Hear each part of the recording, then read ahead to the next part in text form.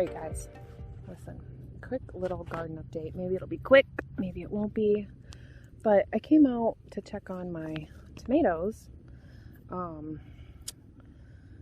Yesterday I found a hornworm, and so I didn't get out here this morning to check on them. So I came out here this evening and found another hornworm, so it's good I came to check. But then I also realized that this plant, like one of my favorite tomato plants, was like shorter than all the other tomato plants. So put it into perspective, all of them are this tall. This one was like super short. And then I realized the reason it's so short is because it is literally buckling under the weight of all of these tomatoes it has on it. So do you see all these freaking tomatoes? Yeah, and the Florida weave technique that I used for staking, clearly you can see here, it is giving way. So while I enjoy the Florida weave, my current setup is not really working. So I'm gonna see if I can try and fix that. All right, I think that I have averted a crisis. I wanted to give this tomato plant a little bit more support because apparently it's going to grow for the next, rain for the next 85 days. And yeah, some of these tomatoes are acting like they don't want to live anymore because they're just falling to the ground. So I did the Florida weave technique on these tomatoes, which you can see it like here. You have a stake, and you weave the twine in between the tomato plant as it grows, right? So a friend of mine who probably doesn't know that she's like my gardening mentor said last year that the Florida weave was like the best technique to growing tomatoes, and she stood beside her like 8-foot tall tomato plants, and I just remembered, like, I am gonna do that with my tomatoes next year. So I have, and they are doing a fairly good, I guess. One thing I will say about gardening is that if you have a very type A personality like I do, this will teach you patience and it will teach you imperfection, because nature is perfect but imperfect in its own way.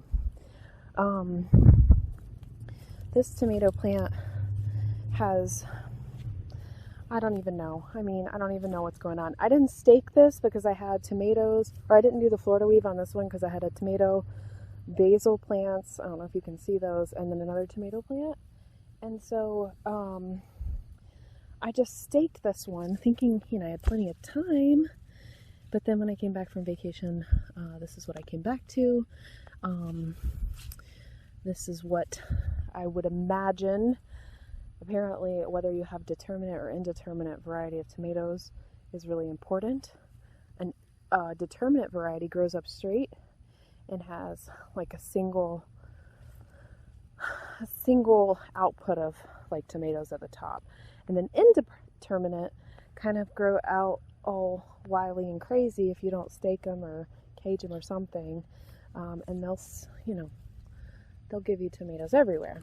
So this is an indeterminate variety that I grew from seed. It's a green stripe variety, which I'm super excited about. But I have to figure out something as far as staking. I think I have a few more of these like 5-foot wooden stakes in the shed that I might bring out here and tie it up with pantyhose that I have cut up.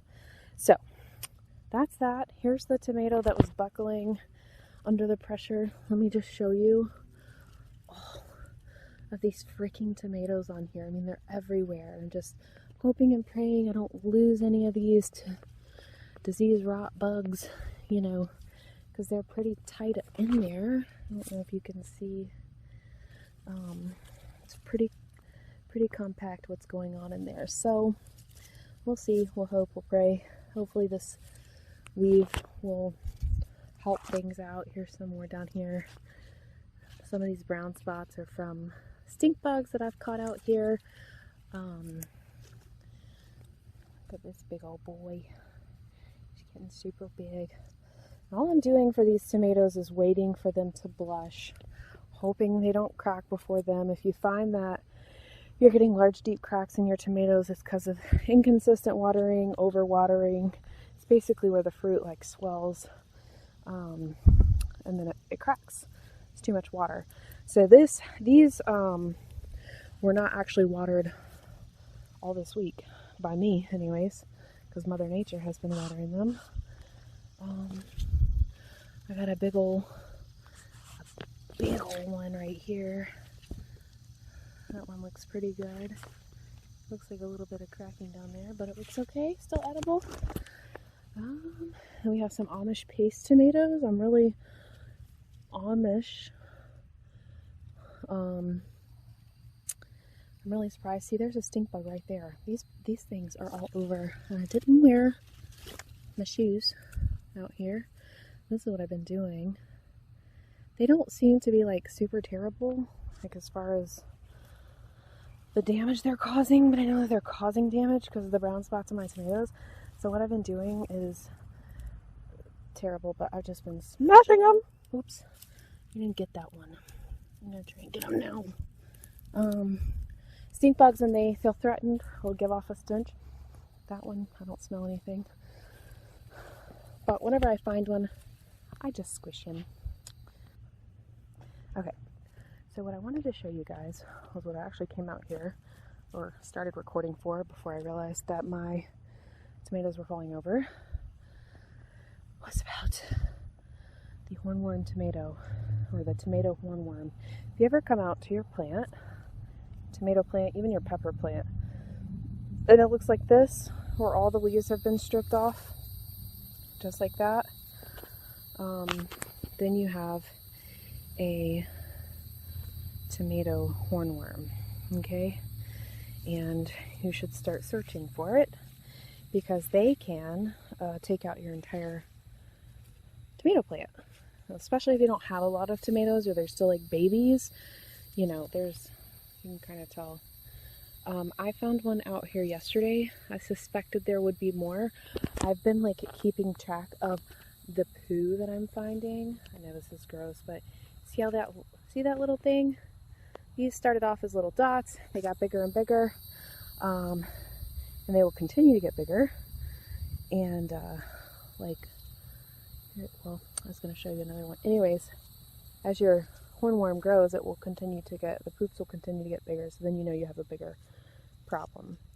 So, I was out here once I realized that this worm had stripped my tomato plants, which aren't they so beautiful? Hopefully I have enough sun leaves on here to for it to be revived. But I did find the culprit. He's rather large. It wasn't hard to miss. There he is. That is, see him okay? The hornworm. Get this thing to focus. Yep. So, that's what you're looking for. These little buggers, if you have chickens, you can feed them to your chickens. If you're not squeamish, you can squish them. I really have a hard time doing that. So, yeah, what I'm gonna do is sprinkle some Captain Jack's dead bug powder on him. I'll let him finish his last meal over here, and then kill him that way. So, yeah, so be on the lookout. Oh, look, I just found another one. You can also, I've seen people come out, do you see this guy? They're hard to spot sometimes. You can also, I've seen some people, they will come out and they will use a black light at night. See them? And you can find them like pretty easily that way. I don't have a black light, but I'll put those two together. They can finish eating. And yeah, now if you ever see a tomato hornworm that has white egg looking things all over it, leave it alone, because those are wasp eggs. So the female wasp injects the eggs into the hornworm, and they feed off of the worm and paralyze it and kill it, basically. So you don't want to kill or remove those, because wasps, I know, are actually pretty beneficial to our gardens. So we don't want to get rid of any of those. Let them have their babies, and then hopefully they can, kill more hornworms.